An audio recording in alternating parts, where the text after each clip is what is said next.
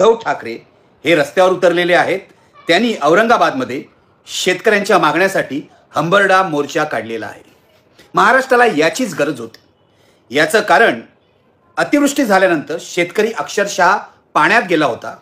त्याचं अभूतपूर्व असं नुकसान झालं होतं, पण देवेंद्र फडणवीस यांचं सरकार त्याकडे फारसं लक्ष द्यायला तयार नव्हतं। कारण सांगत होते सरकारी अधिकारी की सरकारच्या तिजोरीत पैसे नाहीत वगैरे। अरे शेतकऱ्यावर एवढं आभाळ कोसळलेलं आहे, अशा वेळेला तुम्ही पैसे नाहीत ही जर सबब सांगत असाल तर सरकारमध्ये राहण्याचा तुम्हाला अधिकार नाही। हा सगळा दबाव आल्यावर फडणवीसांनी पॅकेज जाहीर केलं होतं 31,500 कोटीपेक्षा जास्त। फडणवीसांचं हे पॅकेज जे आहे 31,000 कोटीचं, हे मुळात 31,000 कोटीच नाहीच आहे। काही जणांचं म्हणणं आहे हे फक्त 6,500 कोटीचं पॅकेज आहे, बाकी योजना याला जोडून ते फुकवून 31,000 कोटीचं करण्यात आलेलं आहे। मोठमोठ्या जाहिराती शेतकरी बुडू दे, जाहिराती यायचं काय थांबत नाही।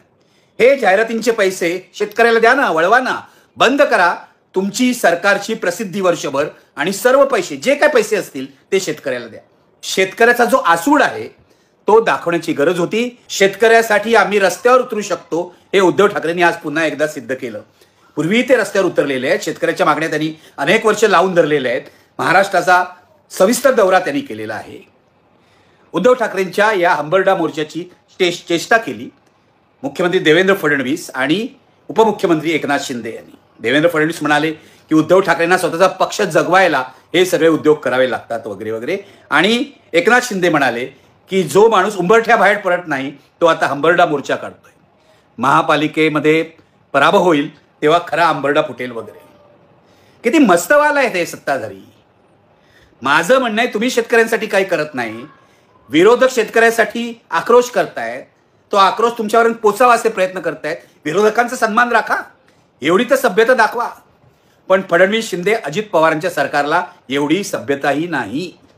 असभ्यच मंडळी आहे ती। उद्धव ठाकरेंनी एक महत्त्वाची गोष्ट सांगितली की शेतकऱ्याला कर्जमुक्त करणं आवश्यक आहे।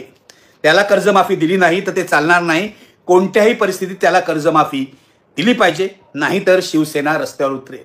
त्यांनी हेही जाहीर केलं की दिवाळीनंतर मी महाराष्ट्रातल्या, केवळ मराठवाड्यातल्या नव्हे, महाराष्ट्रातल्या प्रत्येक गावात जाईन आणि शेतकऱ्यांशी बोलीन, हे आवश्यक आहे। विरोधी पक्ष मैदानात असायला हवा। विरोधी पक्ष केवळ पत्रकार परिषदा घेईल, टीव्हीच्या कॅमेऱ्यासमोर बोलेल असं होता कामा नये। कारण या सरकारला शेतकऱ्याचा आसूड दाखवण्याची गरज आहे, या सरकारला दणका देण्याची गरज आहे। शेतकरी बुडलेला आहे। हेक्टरी 50,000 रुपये उत्पादन खर्च असताना तुम्ही केवळ 18,500 रुपये देतायत, म्हणजे शेतकऱ्याला उभं राहायला सुद्धा वाव नाहीये, हे लक्षात घ्या। अशा वेळी सरकार चालवणारे जे लोक आहेत त्यांची विरोधी पक्षांनी नाकेबंदीच करायला हवी, स्पष्ट मत आहे माझं। काँग्रेसचे प्रदेशाध्यक्ष हर्षवर्धन सपकाळ परवा असं म्हणाले की आम्ही मंत्र्यांच्या गाड्या रोखून धरू। रोखून धरा, माझं म्हणणं आहे बोलू नका। फक्त काँग्रेस पक्षाच्या कार्यकर्त्यांना रस्त्यावर उतरवा, लाठ्या खाऊ दे, हवं तर त्यांना तुरुंगात जाऊ दे, पण मंत्र्यांच्या गाड्या रोखून धरा। पूर्वीचा विरोधी पक्ष हे करायचा। काँग्रेस सत्तेत असताना विरोधी पक्ष मंत्र्यांच्या गाड्या रोखायचे। रोखा तुम्ही, मुख्यमंत्र्यांची गाडी रोखा, उपमुख्यमंत्र्यांची गाडी रोखा, मंत्र्यांना महाराष्ट्रात फिरणं मुश्किल करून टाका।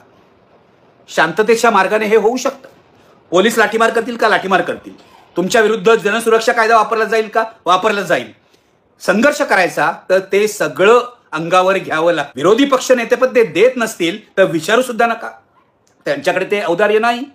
मोदींनी राहुल गांधींना सुद्धा काँग्रेसकडे कमी जागा होत्या तेव्हा विरोधी पक्ष नेतेपद दिलं नव्हतं।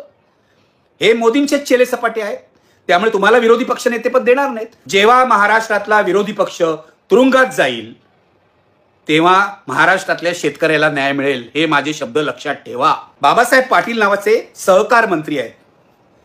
त्यांनी एका ठिकाणी भाषण करताना, अर्थात ते अजित पवारांच्या पक्षाचे आहेत त्यामुळे त्यांच्या डोक्यात सत्तेची मस्ती असेल तर मला काय आश्चर्य वाटत नाही। ते काल असं म्हणाले की शेतकऱ्यांना कर्जमाफीचा नाद लागलेला आहे। आम्ही काय निवडणुका येतात म्हणून वाटेल ते आश्वासन देतो, उद्या तुम्ही नदी मागितलीत तर आम्ही नदीचंही आश्वासन देऊ। नंतर त्यांच्या असं लक्षात आलं या बाबासाहेब पाटलांच्या की आपण गडबड केलेली आहे। शेतकऱ्याला कर्जमाफीचा नाद आहे असं म्हणणं हा शेतकऱ्याचा अपमान आहे। हे संवेदना शून्य वक्तव्य आहे, त्यांच्या लक्षात आलं आणि त्यांना वरतूनही कोणी सांगितलं असेल, त्यामुळे त्यांनी सपशेल माफी मागितली। आपला हा उद्देश नव्हता वगैरे ते म्हणाले। पण ही वृत्ती आहे, ही मंत्र्यांची वृत्ती आहे। शेतकऱ्यांना काय, हे खासगीत बोलतात, शेतकऱ्याला कसं आपण फसवू शकतो हे खासगीमध्ये हुशारीने सांगितलं जातं, हे लक्षात घ्या. खूप वर्ष सत्तेत काढणारे जे लोक असतात ना, ते